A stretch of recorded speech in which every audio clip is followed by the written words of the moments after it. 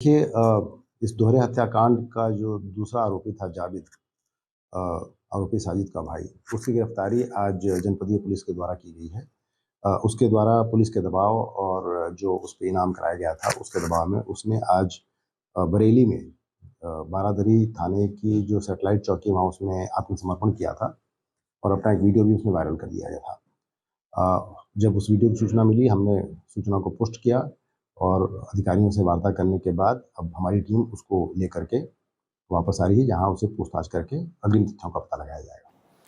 और ज्यादा जानकारी के साथ हमारे सहयोगी एहतशाम सिद्दीकी हमारे साथ लाइव कनेक्ट हैं। एहतशाम, आखिरकार जावेद भी गिरफ्त में है, क्या ऐसे सवाल होंगे जिनका सामना इस वक्त जावेद कर रहा है और उसका रोल क्या था इस डबल मर्डर केस में?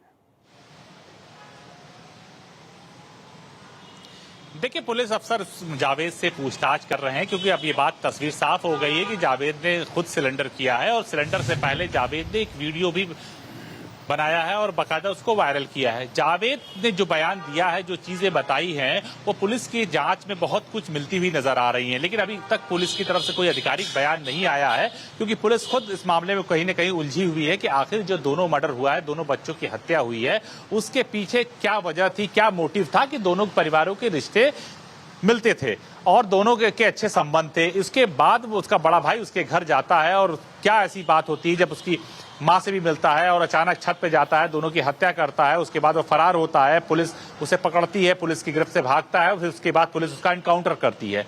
तो अब जो असली वजह है, जिसको बताना चाहिए, वो इस दुनिया में नहीं रहा, उसका एनकाउंटर हो चुका है।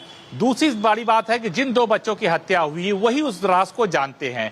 रही बात छोटे जावेद की बात, तो जावेद, जो सोर्स हमारे बता रहे हैं, जावेद को घटनाक्रम की जब जानकारी मिली थी तब वो वहां पे गया था। उस मौके वारदात में जावेद का सीधे सीधे कोई रोल नहीं निकला है, लेकिन पुलिस उसके फोन, उसकी जांच, मौके पे फिंगरप्रिंट, तमाम चीजों की पहलुओं की जांच कर रही है। हमारे सोर्स जो हमको जानकारी दे रहे हैं, क्योंकि जावेद का बहुत सीधे सीधे कोई कनेक्शन उसमें नहीं मिल पाया है, ऐसे में बदायूं के एसपी, बदायूं के जिलाधिकारी भी मामले को बहुत फूक फूक कर कदम आगे बढ़ा रहे हैं क्योंकि माहौल इतना गर्म हो गया था, इतना तनावपूर्ण हो गया था कि लॉ एंड ऑर्डर भी बिगड़ रहा था। अब देखने वाली बात है कि जो देर रात तक पूछताछ चलेगी, उसके बाद पुलिस की तरफ से कोई आधिकारिक बयान आता है तो उसमें यह क्या तस्वीर निकल कर आती है कि जो दो मर्डर पहले हुए, उसकी वजह क्या थी, उसके पीछे क्या मोटिव था। क्योंकि कहीं लूट पाट की घटना नहीं आई निकल कर, कोई जानी दुश्मनी निकल कर नहीं आई, कोई व्यापार का लेन देन भी निकल कर नहीं आया। तो जितने भी एंगल होते हैं, जिस एंगल से जघन्य अपराध होता है, बेहद खतरनाक तरीके का मर्डर होता है, वो एंगल निकल कर नहीं आया। अचानक हुआ मर्डर बताया जा रहा है, अचानक सर्टेन हुआ। एक लड़के के ऊपर 14 वार हुए, दूसरे पर 2 वार हुए। तो अब पुलिस प्रशासन इस बात की कोशिश में लगा तस्दीक में कि ताकि इस पूरे घटना का सही खुलासा हो जाए।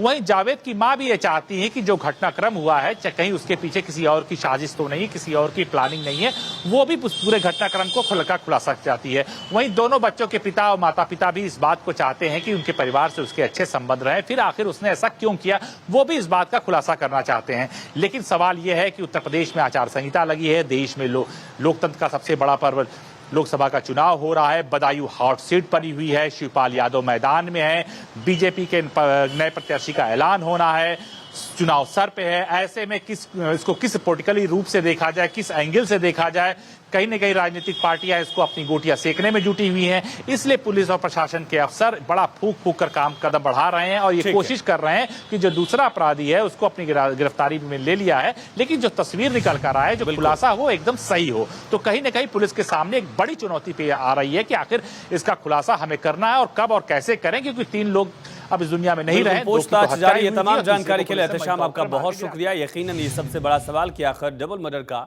कारण क्या था, यही जानने की कोशिश फिलहाल पुलिस कर रही है।